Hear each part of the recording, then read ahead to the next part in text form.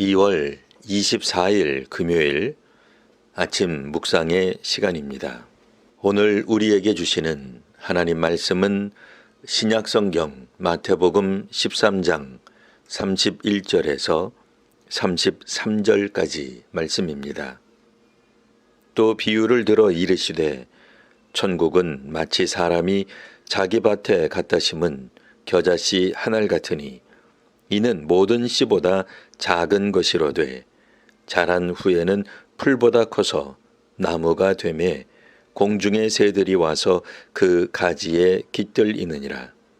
또 비유로 말씀하시되 천국은 마치 여자가 가루 서말 속에 갖다 넣어 전부 부풀게 한 누룩과 같으니라.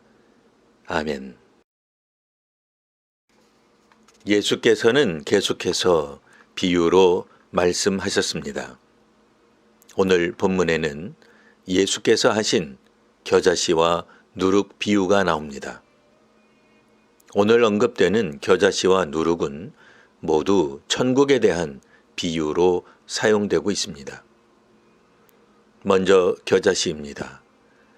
천국은 마치 사람이 자기 밭에 갖다 심은 겨자씨 한 알 같으니 이는 모든 씨보다 작은 것이라되 자란 후에는 풀보다 커서 나무가 되매 공중의 새들이 와서 그 가지에 깃들이느니라.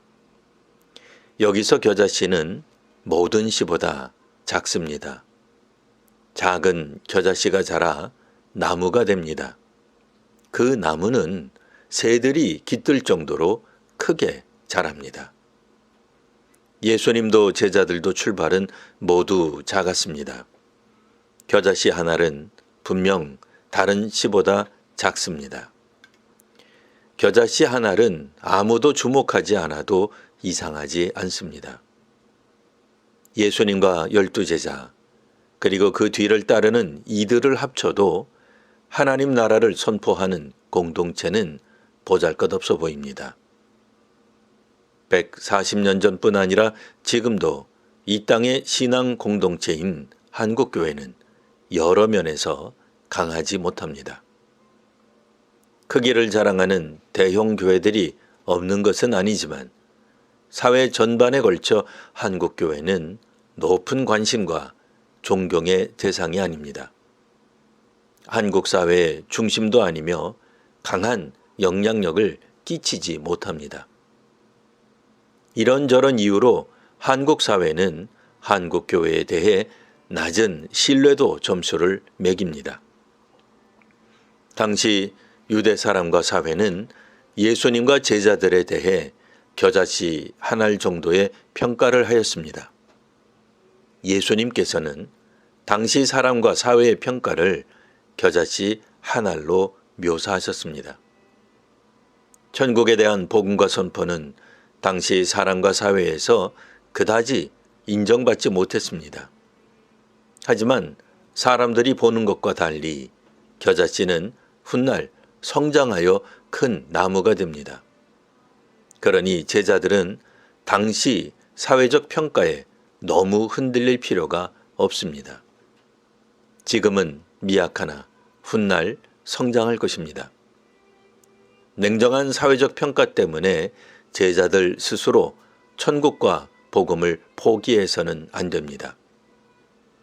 지금 하나님 나라 복음 공동체는 누가 보아도 미약합니다. 예수님 말씀을 이해하지 못한 제자가 있습니다. 따르는 이들도 소수입니다. 기적을 세력 확장과 성장의 기회로 삼으려는 제자가 있었습니다. 소위 변화산에서 변모하신 예수님을 위해 초막을 짓겠다거나 겟세마나에 그 엄중한 순간에 잠을 자던 제자들이 있었습니다. 귀신을 쫓는 능력을 받았는데도 귀신을 쫓아내지 못했습니다. 심지어 예수님을 파는 제자가 있을 정도입니다. 하지만 제자들과 상관없이 천국은 확장되고 성장할 것입니다. 가루 서말이 부풀어 오릅니다. 가루 서말이 부풀어 오른 건 누룩 때문입니다. 누룩은 보이지 않을 만큼 적은 양이지만 분명 가루 서마를 부풀어 오르게 하였습니다. 천국은 지금 감추어졌으나 언젠가 밝히 드러날 것입니다. 지금 작은 공간에서 적은 인원이 모인다 하더라도 주님을 믿고 따르는 한 교회는 예수님의 한 부분입니다.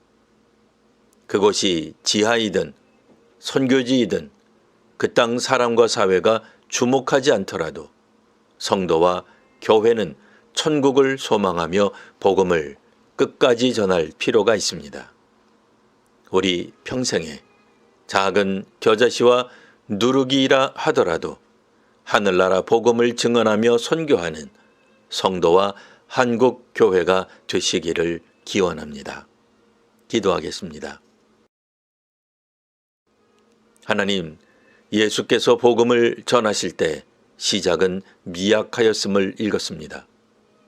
오직 믿음으로 주를 따랐던 제자들처럼 오늘 저희들도 믿음으로 주를 따르게 하옵소서.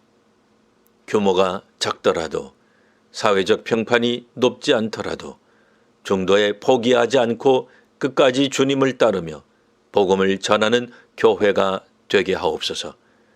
우리 안에 악함과 약함이 있음을 아시는 주님, 저희로 거룩하게 하시고 경건의 능력을 더하여 주옵소서. 예수님 이름으로 기도합니다. 아멘.